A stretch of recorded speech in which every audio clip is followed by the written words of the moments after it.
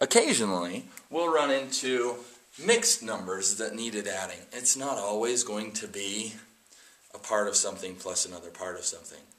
Okay?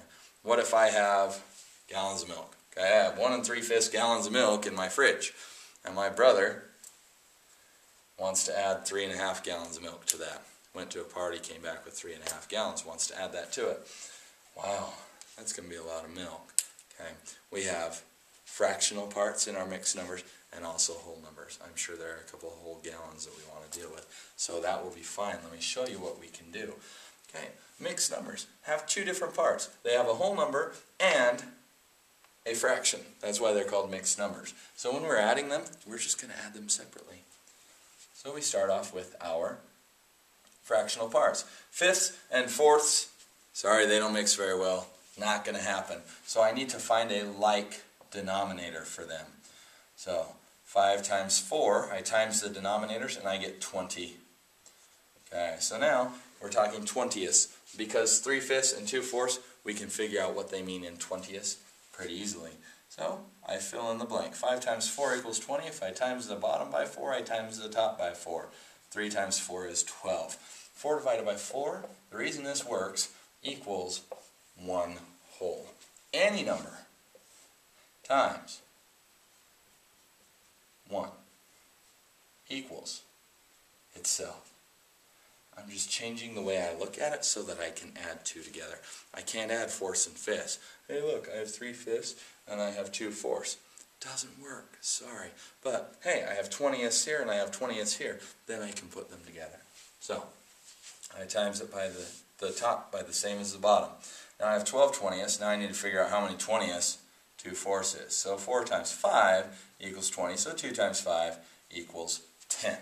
Alright, now I can add our fractions because they have the same denominators. Oh, 20ths and 20ths equals something 20ths. 12 plus 10 equals 22 20ths. So I've added the fractional part. Now I add the whole numbers. 1 plus 3 equals 4. So sweet, I'm done. I have 4 and 22 20ths.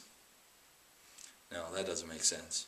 You can't have a whole number and an improper fraction to be a mixed number. Sorry. So what we do here is we convert our improper fraction into a mixed number. So what we do that with is division. 20 goes into 22 1 whole time. 20 times 1 is 20, so the difference is 2, and we're talking 20ths. Okay? 1 and 2 20ths. Well, 2 20ths isn't simplified, so I find out that 2 goes into both of those because they're both even numbers. So 1 and 2 20ths simplified looks like 1 and 1/10. So now my answer is 4 and 1 and 1/10. Can you really have two whole numbers in the same answer? No.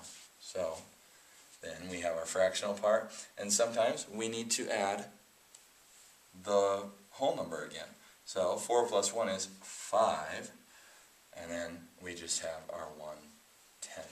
So 5 and 1/10 is 1 3/5 plus 3 2/4. It's a lot of skills, but we've spent all of January, all of the last month, building those skills. In order to add, unlike denominators, we have to find equivalent fractions. Oh, we got an improper fraction. I convert that to a mixed number. Oh, I have a fraction that isn't simplified, so I simplify it. Okay, those skills we've been working on. So adding mixed numbers, it looks pretty loaded, but it's just using our skills to be able to do that. So I guess the biggest thing to remember is mixed numbers have two parts. You have whole numbers and fractions. So we add the whole number part, and we add the fractional part, and then we try to put them together as best we can. If we have another whole number over here, we add it over to the whole numbers, and we simplify our fractional parts. That is understanding how to add